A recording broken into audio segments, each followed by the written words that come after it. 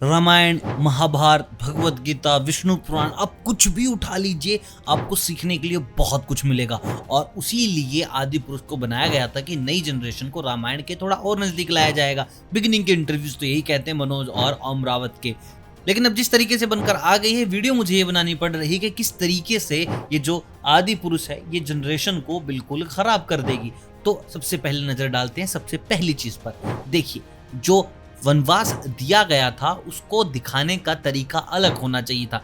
वनवास माता सीता को नहीं मिला, लक्ष्मण जी को नहीं मिला, वनवास सिर्फ और सिर्फ प्रभु श्री राम को मिला था। लेकिन एक पत्नी ने अपना पत्नीव्रता धर्म निभाया, एक भाई ने छोटे भाई का धर्म निभाया और वो दोनों चले गए वनवास में। एक और भाई था जिसको राजा बनाया गया, लेकिन उसने भी अपना धर्म बनाया, भाई के अखाड़ाओं पैर में पहनने वाली चीज को गद्दी पर बैठाकर उससे राज्य का आगे का काम करा कि मेरा भाई ही यहाँ का राज्य है। ये सीख जो मिलने वाली थी वो नहीं मिली। दूसरे नंबर की बात, यहाँ सबरी खुद आगे से चलकर आ रही है, लेकिन कहानी ये नहीं है। प्रभु श्री राम सबरी के पास पहुंचे थे लक्ष्मण के साथ, और वहां पर जब झूठे बेर खिलाए जा रहे थे, लक्ष्मण जी ने कहा था कि ये झूठे हैं।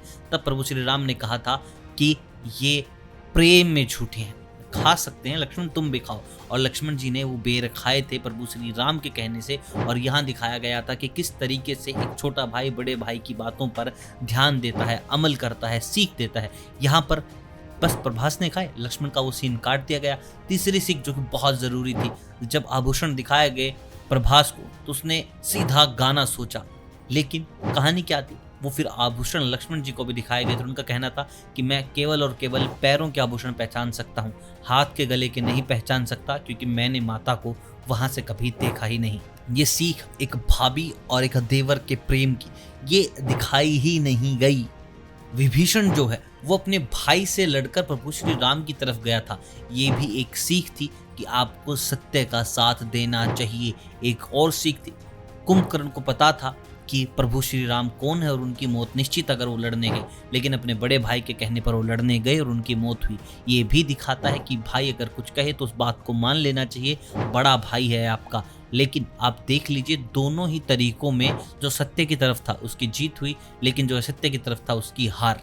रावण मरने के बाद श्री राम का नाम लेता है और वहीं से उनको जो है स्वर्ग प्राप्त होता है कि मरते वक्त आपने श्री राम का नाम लिया है। ये सब आदि पुरुष में दिखाया ही नहीं गया।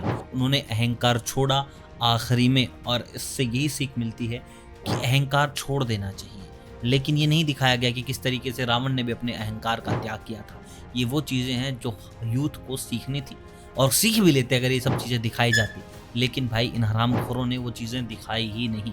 बाकी आप मुझे कमेंट करके बताएं, अगर मैं कुछ भूल रहा हूँ तो, भूल गया हूँ तो माफ़ी के लायक हूँ।